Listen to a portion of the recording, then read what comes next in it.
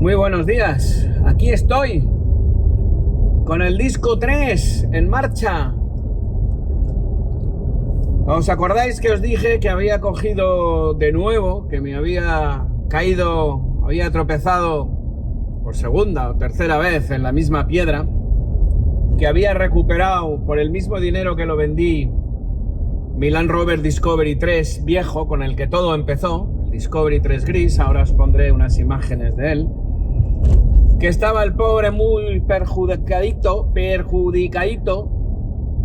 que daba muchos errores, que daba error de suspensión, error de freno de mano, un montón de errores.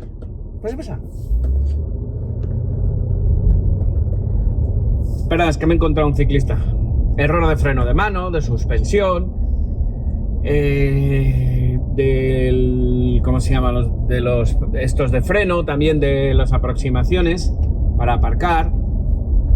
El caso es que, bueno, lo hemos revisado y no había ningún daño importante. Se había mojado el coche dentro porque había entrado agua, de hecho todavía entra agua y eso es una filtración que habrá que de momento evitar. El coche lo que se había resentido básicamente es de estar parado, yo diría que 2 años completos, ¿vale? Todos los problemas de suspensión se debieron a un sensor de la altura. Se cambió el sensor, poca cosa, arreglado el problema. Problemas de freno de mano, el interruptor del freno de mano. El interruptor del freno de mano, que por lo que fuera, no funcionaba. Cambiaba el interruptor, cambiaba el problema. El problema de las ventanillas que estaban bloqueadas, delantera derecha, delantera izquierda. Se cambiaron los interruptores, la placa aquí de la derecha, que viene en la puerta de la izquierda, perdón, la placa que viene en la izquierda, y automáticamente las ventanillas empezaron a subir y a bajar como si no hubieran mañana, como si nunca hubieran dejado de subir y de bajar. Vale, motor, ningún problema. Caja de cambios, ningún problema. El resto de cosas, bueno, de momento ningún problema. La recomendación es que sigamos usándolo, que siga usándolo pues un poquito toda la temporada, que pueda, y que ya haremos una revisión después del verano. Cosa que me parece justa, porque como ha estado parado, es muy probable que le vayan saliendo cosas.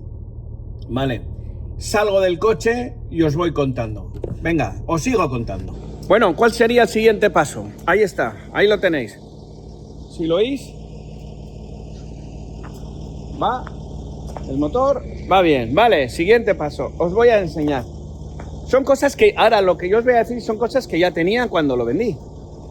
Tenemos allí abajo winch. Bueno, el winch está simplemente presentado, se desmontó para vender, se lo dejé al anterior propietario para que lo presentara y pudiera pasar la ITV, pero nunca lo montó. En base a eso, se soltó también, porque hubo un problema, el snorkel, ¿no? Cuando intentaron buscar la fuga de agua, soltaron el snorkel. El snorkel, si veis ahora, está con cinta americana. Bien, ¿qué hay que hacer? Montar el winch definitivamente y montar el snorkel definitivamente. En cuanto tengamos el snorkel definitivamente puesto y cuando tengamos el winch, digamos, instalado en condiciones, iremos a pasar la ITV. Si pasamos la ITV, como os digo, bueno, si no la pasamos, rectificaremos los problemas que salgan en la ITV. Si pasamos la ITV, lo usaremos este verano. Si el coche está en condiciones, todavía no lo tengo claro, pero a mí el mecánico me ha dicho que sí. Os recuerdo que el coche tiene 297.000 kilómetros con el primer motor, y que es del 2004, con primer y único motor. Vale. El motor, por lo que parece, está perfecto. Vale. Perfecto para tener 300.000 kilómetros. Los mismos mecánicos me dicen que me pueda aguantar tranquilamente con todas las cosas que vaya haciendo el mantenimiento 100.000, 200.000 kilómetros. Que ellos lo sacarían sin ningún problema al monte. Vale, problema, la suspensión. La suspensión no está del todo mal para andar en carretera, pero para ir al monte no está bien. Habría que hacer algo bien con las balonas, cambiar balonas y cambiar amortiguadores, ¿vale? Bien, si el coche me empieza a dar confianza, cambiaremos balonas, amortiguadores e intentaremos llevarlos al monte. Y le daremos todo el cariño que se merece. La verdad es que las cosas de momento han sido pocas. Los problemas reales son pocos. El coste, pues relativamente barato. Comparado con cualquier otro Discovery 3 de segunda mano, muy poca pasta. Teniendo en cuenta que un Discovery 3 de segunda mano, lo más seguro que habría que cambiarle aceites. Bueno, se han cambiado aceites, se han cambiado líquidos, filtros y todo eso. Considerando que a un Discovery 3 le tendría que hacer lo mismo, pues a un Discovery 3 que comprara de segunda mano, pues el coche va bien. El costo está bien. Con todo lo que se ha hecho, rondamos, cuida la compra, 4.000 euros. Ya veremos ahora a dónde se dispara. Yo creo que instalar el winch y instalar el snorkel no va a ser excesivo. Y luego, como en cualquier otro Discovery 3, absorbe todo lo que le metes. Con lo cual, ya será una cuestión mía. Un último tema, y es este golpe de aquí. Este golpe de aquí, que podéis apreciar,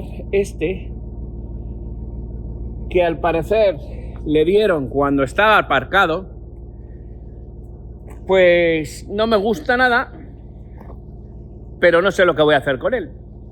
No sé si lo repararé, no sé qué coste tiene la reparación, si la reparación es fácil o no, pero ahí está. Si el coche me va dando las satisfacciones que me está dando ya simplemente por haber dado una vuelta. Ah, bueno, y le he cambiado la batería. Me he puesto batería nueva, pero tampoco ha sido tanto. Eso, 4.500 euros máximo. Venga, pues eso es lo que tenemos.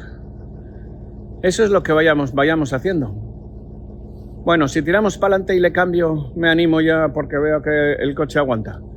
Me animo a cambiarle la suspensión. Veremos qué suspensión ponemos. Una suspensión en principio para ir al monte, para sacarlo fuera de carretera. Veremos si le acoplamos una vaca o no, o en vez de una vaca, lo que quiero llevar arriba simple y llanamente me gustaría llevar es una rueda de repuesto, la sexta rueda de repuesto, que la tenía comprada de antes. Bueno, me meto dentro simplemente para enseñaros una cosa más. Como veis, y como pasa en estos, no sé si se ve bien, bueno, aparte de una limpieza que habrá que hacer de interiores, está todo agrietado, ¿vale? Todo agrietado.